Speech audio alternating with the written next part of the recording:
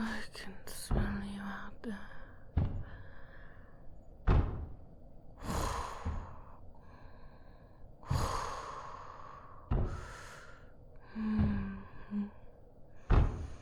Not another one. Poor thing.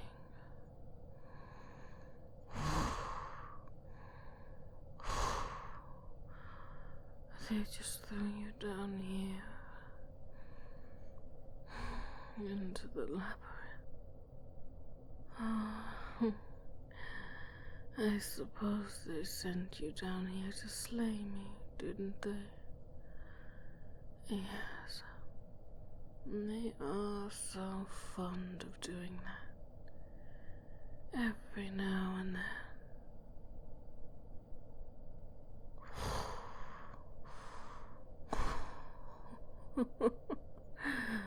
Really? They must think me to be some terrible kind of monster.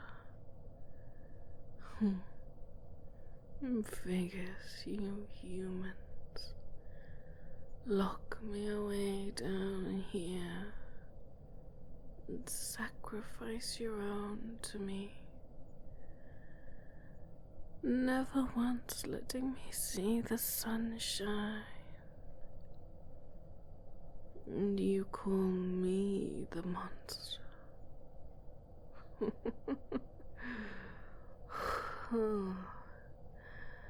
And though I can't laugh too much, I must say I've gotten awfully tired of living down here.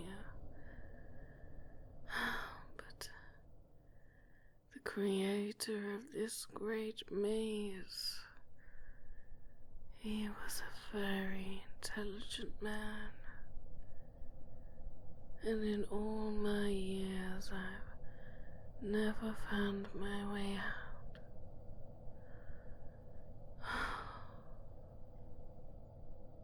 There must be some trick to it, but I cannot for the life of me work out what it is. And as if imprisoning me down here wasn't enough, they throw down a few sacrifices every few years. Much like yourself, I imagine, expecting me to be oh so bloodthirsty and to rip them apart.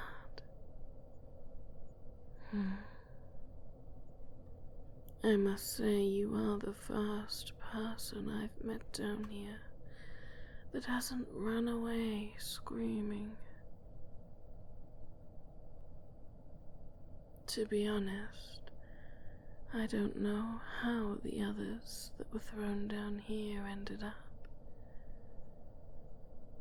I do come across the odd corpse or skeleton every now and then, but I can assure you, your humankind up there,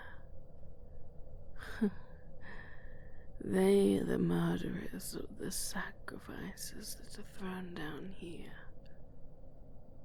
I have no desire to kill or eat humans, like your kind seems to think I do.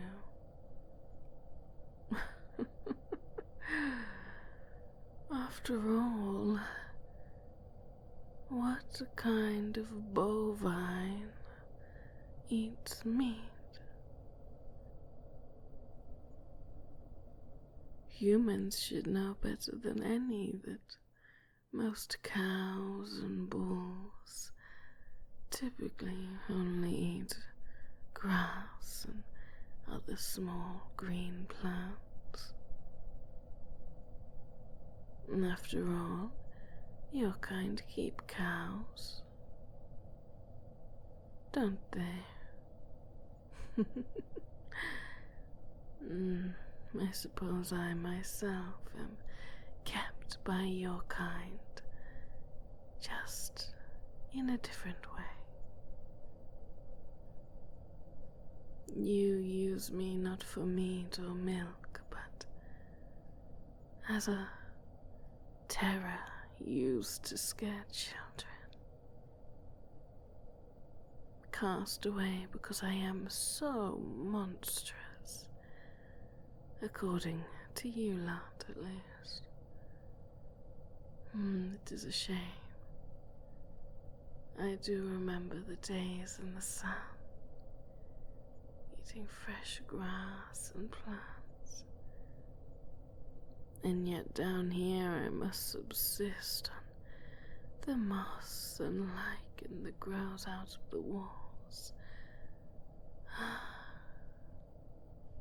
At least I am thankful that it does grow.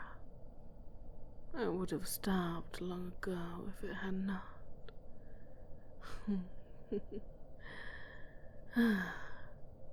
Perhaps that would have been a more merciful fate. So tell me, why have you not run yet? You must be a very brave hero indeed if you will face the Minotaur all by yourself in the darkness of the labyrinth and the twisting maze that seems to never end. Tell me, do you seek to slay me? To cut off my head and parade it back up to your masters above?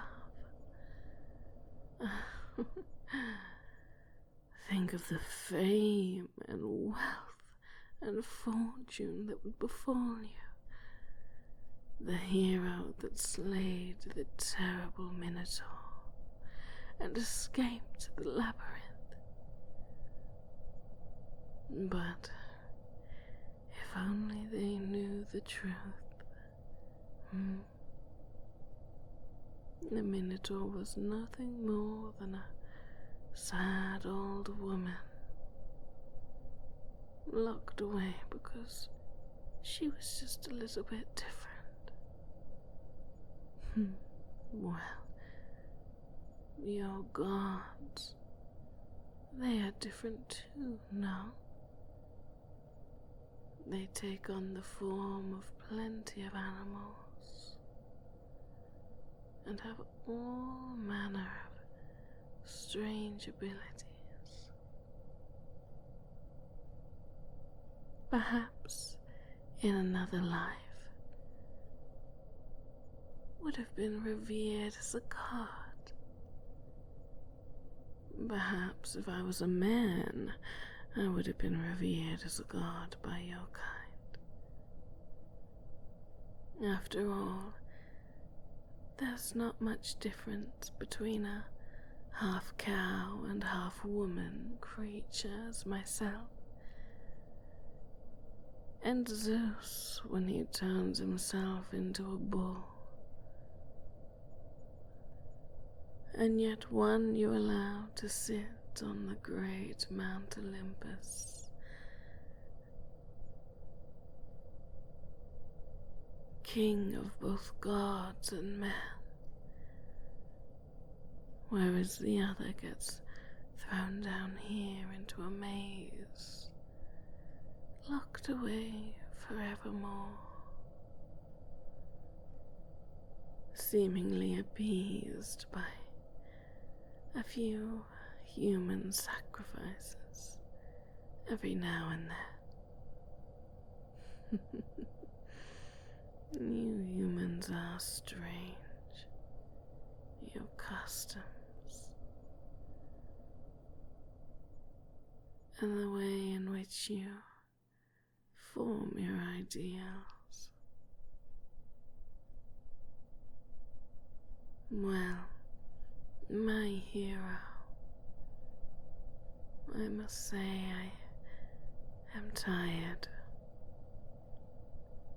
I have walked the lonely walls of this labyrinth for far more years than I can recall. The only faces that I've ever seen turned to pure fear and dread, and turned screaming and crying and running away from me. It does no good to chase after them. I did try once, but the poor fellow, his heart gave out in terror. A shame, really. He seemed nice,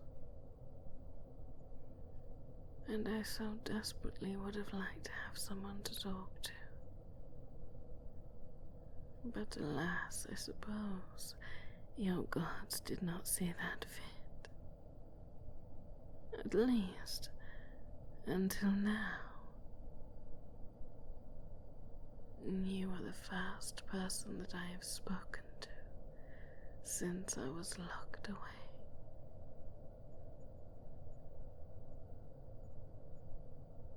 The first person to have ever heard my story.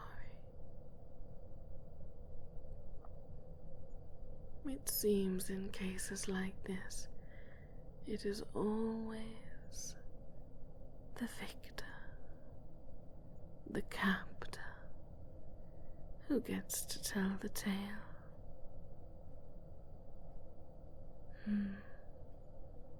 So, I see your blade carried at your waist.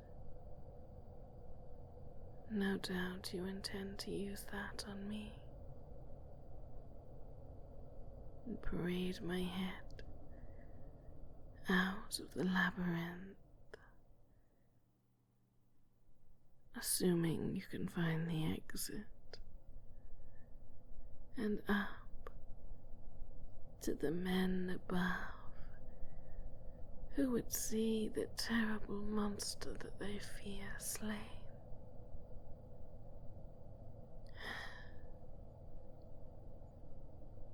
A shame, really, that this was how my life was spent. I did so desperately dream of feeling the sun upon my skin once more. But I knew that was not likely. I tried a number of times to stop eating and stop licking the moisture from the walls, to allow myself to just fade away. But unfortunately, my body wanted to survive. And thus I continued to eat and drink what I could find. Yet I have persisted here, surrounded by these crumbling, lonely walls.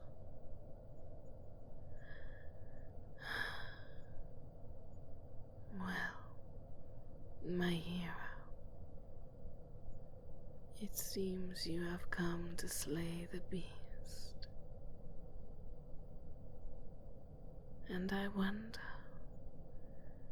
after hearing my tale, if you still wish to do so.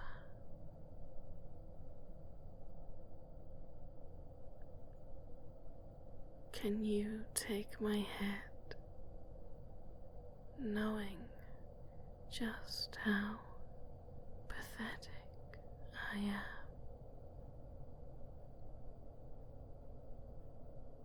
It will surely be told as your greatest conquest your entire life. And only you shall know the truth, that the Minotaur was not a terrible monster, but just a sad, lonely old woman. Well, my hero, tell me,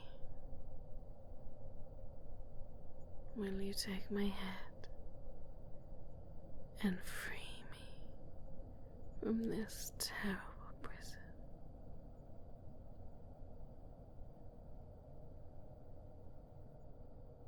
What?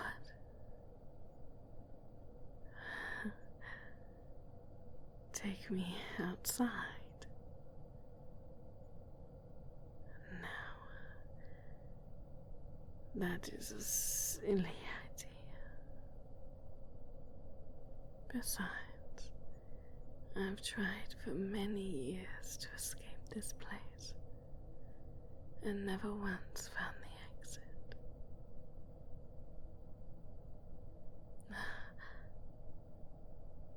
You what? A ball of thread? Show me. You've been unwinding a ball of thread since you entered. All we have to do is follow it back, and we will find our way to the exit again.